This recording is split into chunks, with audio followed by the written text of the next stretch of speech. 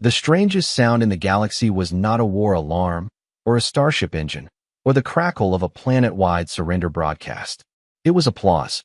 Polite, confident, beautifully timed applause from 300 alien leaders who had just voted, unanimously, to declare war on Earth.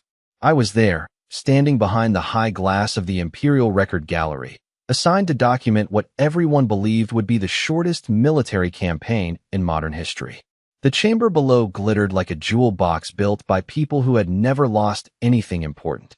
Marble white floors, floating banners, a ceiling that displayed every conquered world in soft blue light, as if domination could be made tasteful with the right color palette.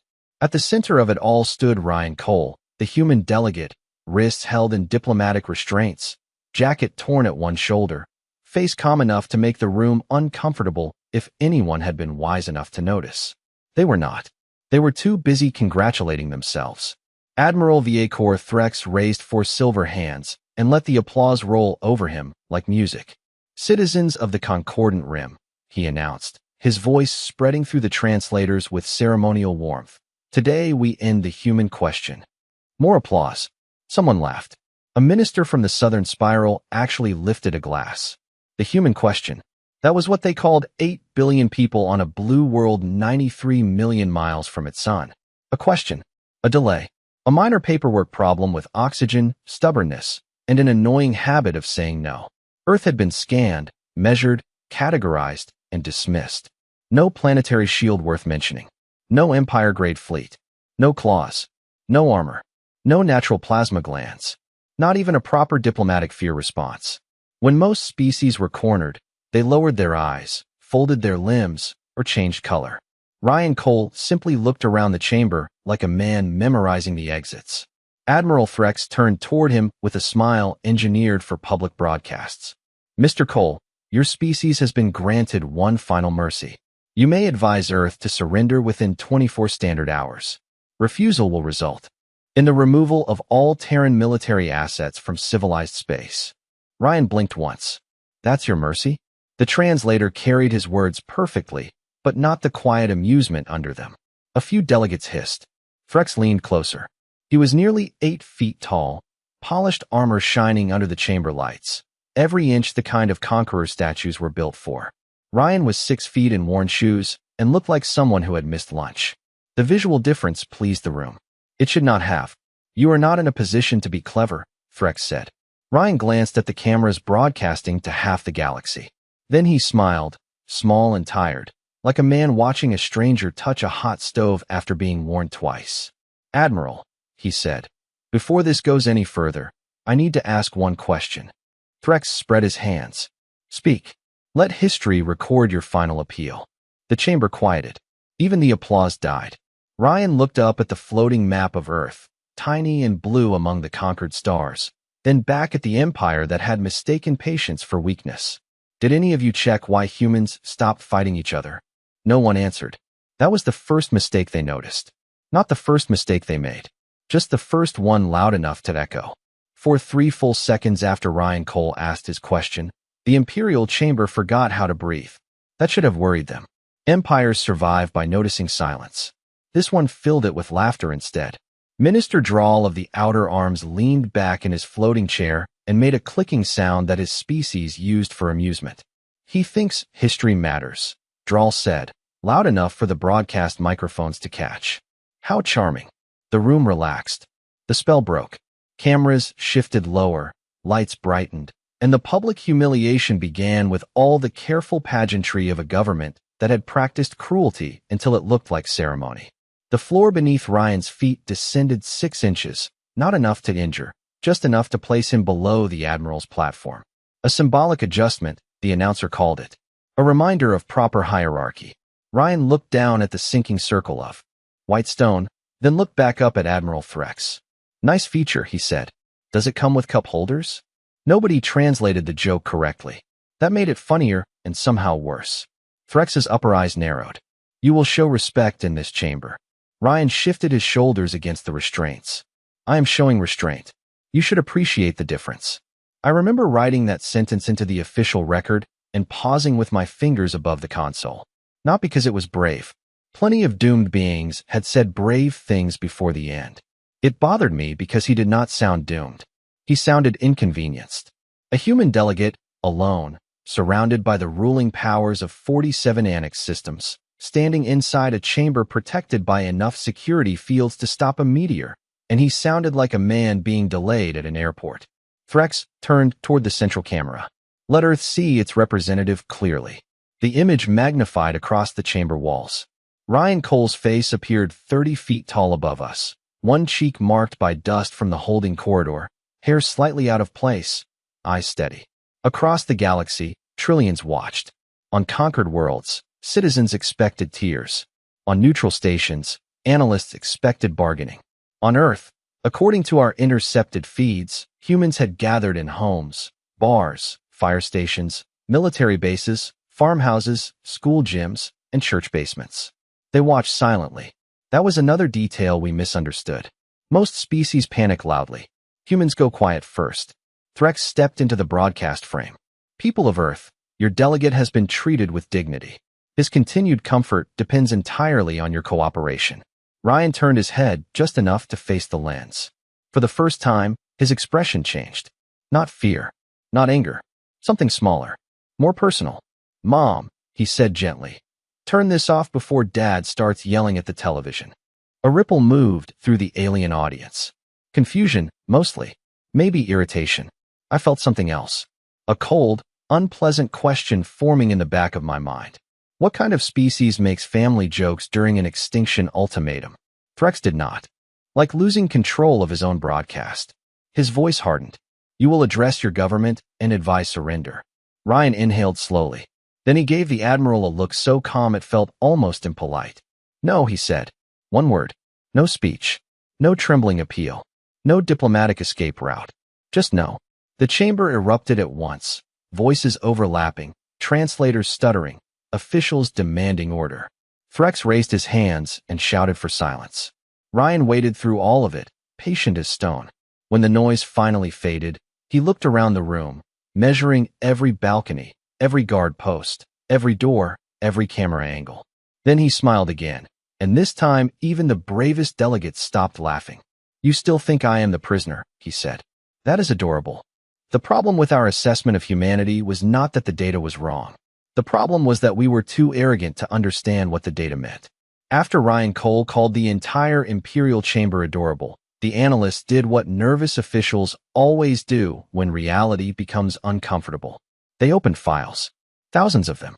Medical scans, cultural reports, battlefield models, agricultural records, entertainment archives, school safety manuals, every scrap of information the Concordant Rim had stolen from Earth and dismissed as primitive noise. On the main wall, Ryan's image shrank and was replaced by a rotating model of his home world, blue oceans, white clouds, green continents, one small moon, one yellow star 93 million miles away. It looked peaceful from orbit. That was the trick. Earth always looked peaceful from far away. Chief biologist Mara Vaughn stepped onto the lower platform with the stiff confidence of someone who believed a chart could defeat a man. She was tall, silver-skinned, and famous for classifying dangerous species before breakfast. Her voice entered the broadcast smooth and cold. Human physiology is unimpressive by galactic military standards.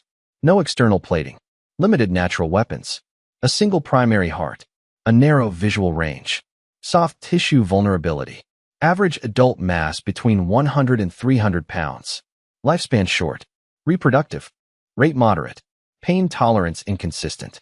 Several delegates relaxed as she spoke. There it was. Science had arrived to rescue their pride. Mara expanded the chart and showed Ryan's skeletal frame in pale white lines. Their bones are calcium-based. Their skin is thin. Their claws are decorative. Their teeth are inefficient for combat. Their infants are helpless for years. Their bodies require constant maintenance, sleep, hydration, temperature control, emotional regulation, and frequent social bonding. Ryan looked up at his own biological diagram with mild interest. That last one is called having friends, he said. Mara ignored him. Conclusion. Humanity is adaptive, but not inherently dominant. The chamber loved that sentence. It sounded official. It sounded safe. It was also the most expensive mistake ever spoken into a microphone, because the files kept scrolling. Behind the clean medical diagrams came the planetary data that nobody liked to discuss. Earth had hurricanes wider than nations, deserts hot enough to cook electronics, mountains higher than most atmospheric traffic lanes, oceans deep enough to crush construction-grade alloy, winters that could freeze exposed skin in minutes, forests full of animals that hid, stalked, chased, trapped, poisoned, crushed, and waited. Even the small things were unreasonable. Venomous insects, parasites, bacteria, viruses, plants that caused pain simply because something touched them, whether that threw lightning from the sky as casually as children tossed baseballs in a park. Then came human history. That was where the room started to change. Not panic. Not yet. Just a shift. The uncomfortable kind. We had expected a fragile species protected by luck. Instead, the archive showed a species that had been arguing with extinction since before language, losing repeatedly, learning every time, and then teaching the lesson to its children. Fire, stone, metal, steam, electricity, flight, space. Every impossible step taken by creatures with soft skin and stubborn faces. Admiral Threx stared at the display as the timeline accelerated. Human settlements in ice. Human cities in deserts. Human ships crossing oceans before. Satellites, before engines, before anyone could guarantee they would come back. Human pilots riding controlled explosions into the sky. Human engineers placing footprints on their moon only 66 years after their first powered flight. Mara's voice became less certain. They appear to compensate for biological limitations through tools, cooperation, and abnormal persistence. Ryan laughed once, quietly. That is a very polite way to say we cheat. Nobody laughed with him this time. The model of Earth continued turning above the chamber, beautiful and hostile, a blue marble wrapped around a survival machine. For the first time, I understood why humans had no claws. They had built better ones. I understood why they had no armor. They built shelters, then bunkers, then starships. I understood why they had no fangs worth fearing. They had learned to turn chemistry, gravity, math, and patience into teeth. Admiral Threx looked back at Ryan Cole, and Ryan gave him the same calm smile as before. Not proud, not angry, almost sympathetic. That was when the first warning arrived from Fort Mercy. The Fort Mercy alert did not arrive like a scream. That would have been easier to dismiss as panic. It arrived as a clean red line across every military display in the chamber, followed by a calm, automated voice that said, Forward Observation Group 17 has lost formation integrity. Admiral Threx turned so fast his ceremonial cape snapped behind him. Clarify. The tactical wall shifted from Earth to a small human colony station near the edge of Terran space, a quiet medical and supply hub built into the shadow of a gray mining moon. Fort Mercy looked harmless. That had been the point. White docking arms, civilian beacon, Red Cross markings painted large enough to be seen from low orbit. To the Imperial fleet, it had looked like a perfect demonstration target, soft, symbolic, and far from Earth. They had not chosen it because it mattered. They had chosen it because they believed humans would be emotionally wounded by seeing something gentle threatened. In fairness, they were correct about one thing. Humans noticed. Captain Vorek, commanding the forward group, appeared. On the main display in a burst of static. His armor lights flickered. Behind him, his bridge crew moved too quickly, trying to sound professional while their instruments disagreed with them. Command, we approach Fort Mercy at standard intimidation range. The station did not evacuate. It transmitted a civilian greeting and requested that we identify any patients requiring assistance. A few delegates chuckled nervously. Ryan Cole did not. His eyes stayed on the display. Admiral Threx clenched his lower hands. And then, Captain Vorek swallowed. Then the moon moved. The chamber went still again, but this time nobody laughed. On the tactical map, the gray mining moon beside Fort Mercy split along a seam so straight, it had to be engineered. Sections of rock peeled back like shutters on an old farmhouse window, revealing a structure underneath that was not a hospital, not a mine, and definitely not helpless. It was a fortress wearing a moon as camouflage. Human design, ugly and practical, with no interest in elegance. Long armored rails extended from inside the cratered shell, each one longer than a city block. Power readings spiked so high the display had to rescale twice. One analyst whispered, "That cannot be legal." Ryan glanced at him. Different neighborhood. Captain Vorek's voice shook despite his effort to control it. "We attempted to reposition. Their targeting solution had already locked." The replay showed the first human response. No dramatic flash. No bright Imperial energy bloom. Just a thin line of force crossing space with terrifying simplicity. The lead alien cruiser spun out of formation, disabled before its commander finished issuing evasive orders. A second ship lost propulsion. A third went dark except for emergency beacons. Not destroyed. Not wasted. Removed from the fight, like pieces swept off a table by someone who had done this before. That detail chilled me most. Humans were not panicking. They were choosing. Admiral Threx shouted for damage estimates, but the reports came faster than his staff could organize them. Navigation jammed. Weapons blind. Engines locked into safety shutdown. Boarding craft trapped inside their own launch. Bays by software commands they had never authorized. Fort Mercy had not simply fired back. It had reached into the fleet and turned confidence into paperwork. Then the station opened a broadcast channel. An elderly human woman appeared on screen wearing a medical director badge and a sweater with tiny blue flowers on it. She looked like she should be handing someone soup, not addressing an Imperial war fleet. "This is Dr. Helen Ward of Fort Mercy," she said. "You are currently inside a protected humanitarian zone and a restricted defensive perimeter. For your safety, power down your weapons and accept rescue assistance." Threx stared at her as if the universe had personally insulted him. Rescue assistance? Ryan finally smiled. "She is being nice." Captain Vorek leaned closer to his camera. "Command, additional contacts are emerging from the supply docks. Cargo haulers, repair tugs, ambulance shuttles. They are all armed." Across the chamber, the conquered world banners flickered in the reflected red of warning lights. Fort Mercy had been selected to prove humans were vulnerable. Instead, it proved something much worse. Even their mercy had teeth. Admiral Threx did not ask how Fort Mercy had done it. That would have been the intelligent question. Instead, he demanded to know who had authorized civilians to carry military-grade weapons, as if human engineering would politely apologize for violating Imperial categories. The chamber staff scrambled across their consoles, pulling registry data from every Terran vessel within 2 million miles of the colony. What appeared on the display made several ministers lean forward in confusion. The contacts were not warships.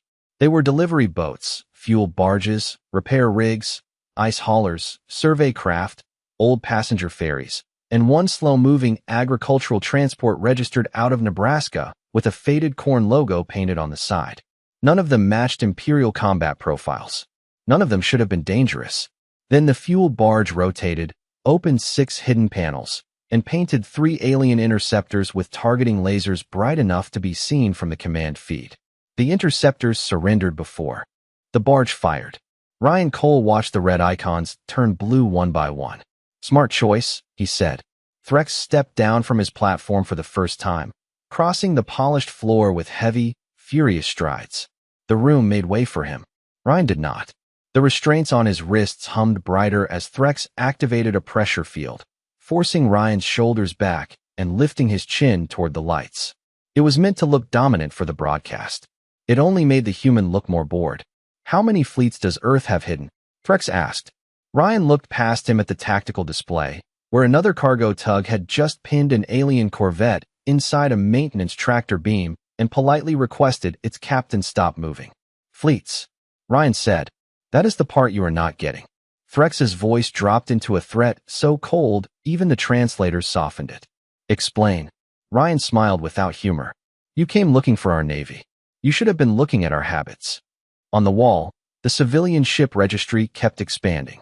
Private vessels, industrial platforms, emergency shelters, research stations, mining drones, construction frames.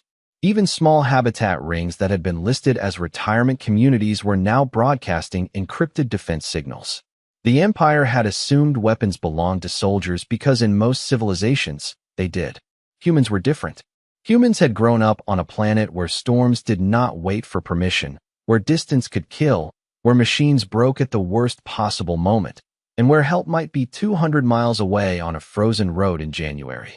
So they built backups. Then backups for the backups. Then someone in a garage improved the backup because the first two looked too expensive.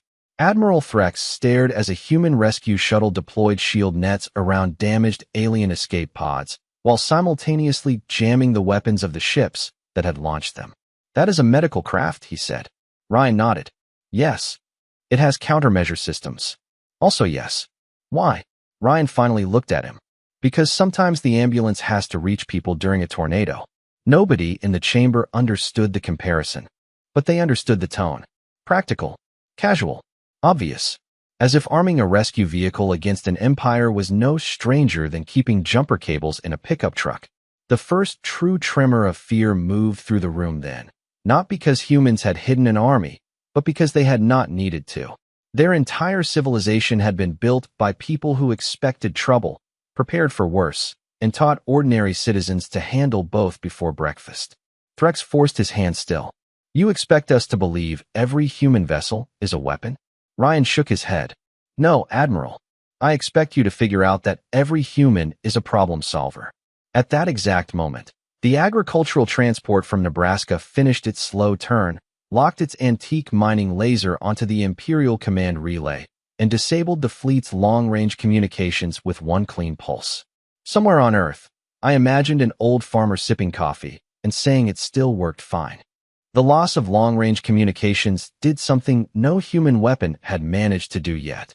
It made the Empire look inward and realize how much of its courage had been borrowed from the assumption that help was always one command away.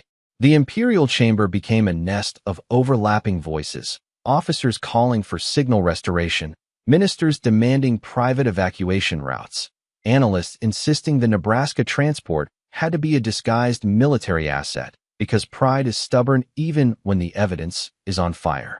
Ryan Cole listened to all of it with the patience of a man waiting for popcorn in a movie theater. Admiral Threx pointed at the tactical wall. "Those are not civilians." Ryan tilted his head. "They pay taxes, complain about fuel prices, and name their ships after dogs. That is pretty civilian." The display shifted again as Fort Mercy's defensive perimeter expanded across the sector like a fishing net thrown by someone who knew exactly where the fish would panic. Alien ships tried to scatter. That was the third mistake. Human craft did not chase like Imperial fighters. They herded. A repair tug named Second Chance drifted sideways on maneuvering jets, caught a Corvette in a magnetic cradle, and guided it gently but firmly into a safe shutdown lane marked by blinking yellow lights. A water hauler from Arizona vented a cloud of ice crystals that confused alien sensors and turned their perfect formation into a polite traffic jam. A ferry full of off-duty engineers used its docking clamps to pin an interceptor against a maintenance buoy until its captain agreed to power down. It was not elegant. It was worse. It was practical. Every human vessel moved like it had been built by someone who had fixed a tractor in the rain, changed a tire on the shoulder of a highway, and learned that the right tool was whatever happened to be within reach. Captain Vorek's surviving feed returned in broken flashes. "Command, they are coordinating without central command." Repeat, no central command detected. "Local vessels are acting independently." That sentence scared the military officers more than any explosion could have. Imperial doctrine depended on hierarchy. Cut off the head, confuse the limbs. Humans apparently had too many heads, and several of them were arguing over open channels about who had the better angle. One voice drawled in a thick southern accent. "I can nudge him left if Mary Sue can blind his aft sensors." Another replied, "Do not scratch the paint, Carl. That station owes me money." A third voice, younger and cheerful, said, "My grandma says tell the shiny ones to park it, or she is bringing out the big magnet." The translators carried every word into the chamber. Nobody understood the slang. Everyone understood the confidence. Then the civilian counterattack reached the Imperial support line. Supply drones that had pretended to be debris lit up in perfect sequence, not attacking crews, not breaking ships, just locking engines, freezing weapons ports, and flooding command decks with thousands of pages of mandatory surrender instructions written in plain English, Spanish, Mandarin, and something labeled simplified lawyer. The Empire had prepared for terror. Humanity brought logistics. Within minutes, alien vessels that had crossed the sector as conquerors were drifting in neat rows with rescue lights attached to their hulls, and human tow craft guiding them toward holding zones. Fort Mercy kept broadcasting calm medical advisories while its hidden defenses controlled the battlefield with the relaxed efficiency of an emergency room on a busy Friday night. Admiral Threx watched his forward group become organized, cataloged, and parked by civilians. His four hands slowly lowered. Ryan Cole leaned closer, voice quiet enough that only the nearest microphones caught it. "You keep looking for our war face, Admiral. This is not it. This is just how we handle a bad day." Admiral Threx made his final mistake when he stopped treating Ryan Cole like a diplomat and started treating him like a problem that could be removed by force. It happened after the third report from Fort Mercy confirmed that the Imperial forward group had not been destroyed, not scattered, not gloriously sacrificed, but processed. That was the word the human medical director used. Processed. Like paperwork. Like parking tickets. Like a storm delay at Chicago O'Hare. The surviving ships were powered down in clean rows, their crews escorted into climate-safe holding bays, their wounded treated, their officers handed printed instructions and hot drinks because humans apparently brought hospitality to a battlefield and somehow made it feel insulting. The chamber watched the humiliation unfold in real time. Ministers lowered their eyes. Military aides stopped making recommendations. Even the banners of conquered worlds seemed to hang more quietly above us. Threx stood beneath them with his armor reflecting emergency lights, and I saw the exact moment pride overruled survival. He turned away from the display and looked at Ryan. "End the broadcast." A technician hesitated. "Admiral, the emergency channels are locked open." "Then end him from speaking." The room changed temperature.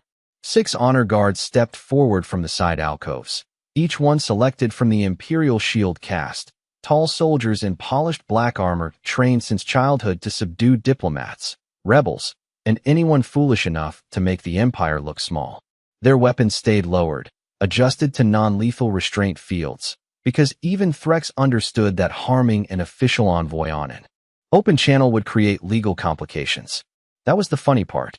Even at the edge of panic, the Empire still believed rules were protecting them. Ryan looked at the approaching guards, then down at the glowing restraints around his wrists. "You really want to do this on camera?" Threx said nothing. The lead guard reached for Ryan's shoulder. Ryan moved. Not fast in the way predators move. Not dramatic. Not theatrical. He simply stepped half an inch to the left, turned his wrists at a strange angle, and let the guard's own momentum carry him past. The restraint field sparked.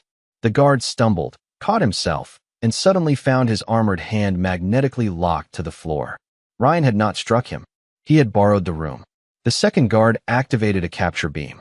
Ryan leaned back, let it pass through the loose edge of his torn jacket, and twisted the fabric around the emitter with a smooth little motion that looked like someone folding a beach towel. The beam shut itself down with an embarrassed chirp. Somewhere in the chamber, a minister whispered, "Is this combat?" Ryan slipped behind the third guard, tapped a release latch none of us knew existed, and the guard's helmet filled with harmless blue foam from its own emergency safety system. "No," Ryan said, breathing evenly. "This is problem solving." The fourth and fifth tried to coordinate. That would have worked against most species. Humans, unfortunately, seem to enjoy multiple choice trouble. Ryan dropped to one knee, hooked the restraint chain around a decorative floor post, and let the guards pull against each other until both suits locked into automatic balance protection. They froze upright, unharmed, furious, and completely unable to move without administrative override.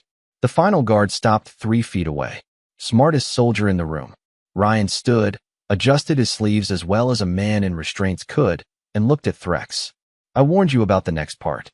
Threx reached for his personal command blade, ceremonial, beautiful, and absolutely useless against a species that had turned farming equipment into fleet control systems.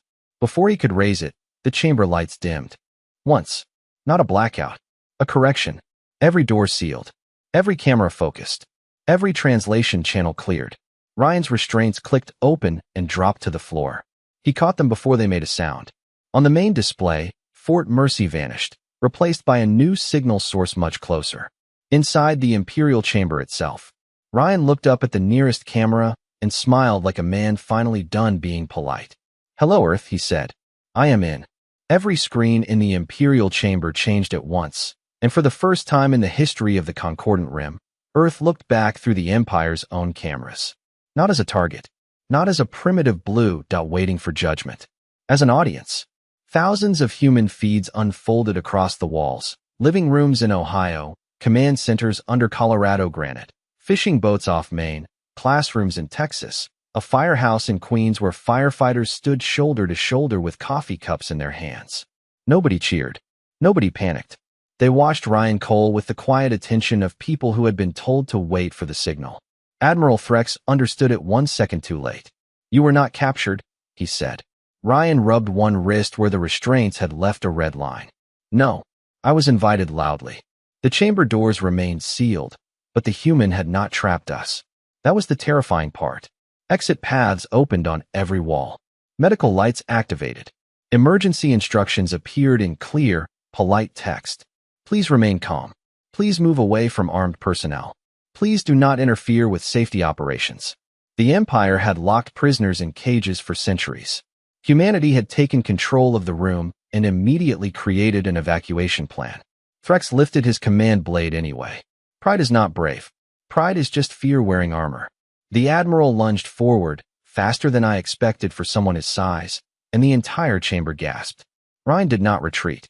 He stepped inside the movement, placed one hand on the Admiral's wrist, and turned. Not with rage, not with effort, with the clean, practiced motion of a man opening a stubborn jar. The blade clattered across the floor, skidded in a circle, and stopped beside a terrified minister's chair. Threx froze, not injured, not humiliated by pain, but by physics. His own balance had betrayed him. Ryan guided him backward into the Admiral's chair and pressed the restraint control. The seat locked around Threx with a soft administrative chime. It sounded like a seatbelt reminder in a family car. That somehow made it worse.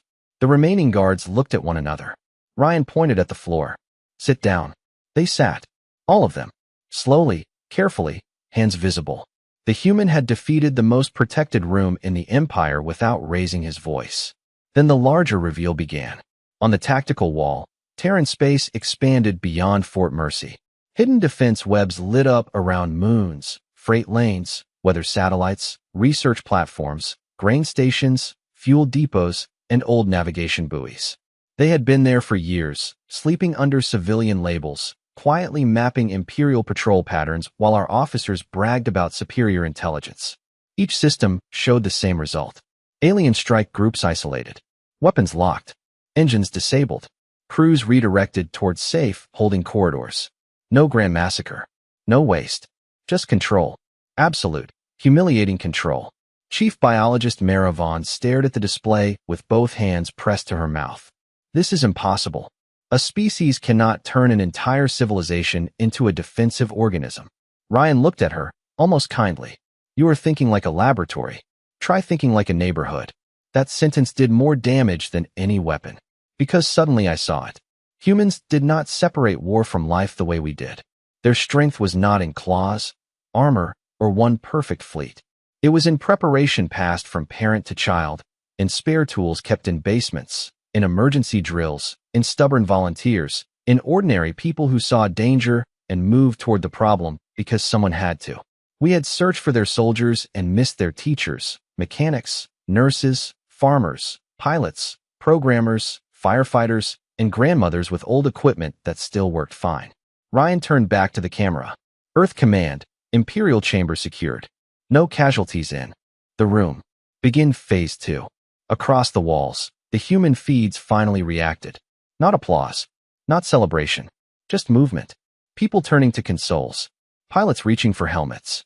Engineers opening toolboxes. Parents hugging children once before stepping into uniforms. The Empire had expected a monster to roar.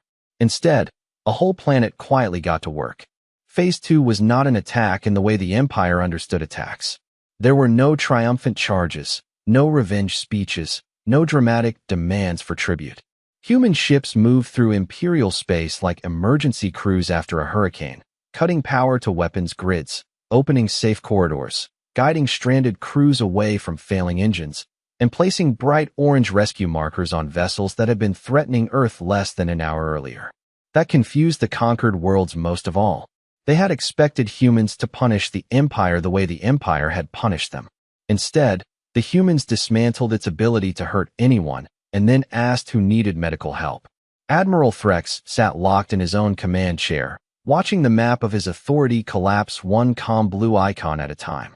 His border stations surrendered after their weapons shut down.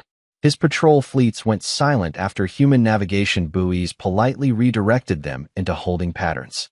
His propaganda channels were replaced by a plain message in dozens of languages. Remain where you are. Do not fire. Assistance is available. The sentence looked harmless.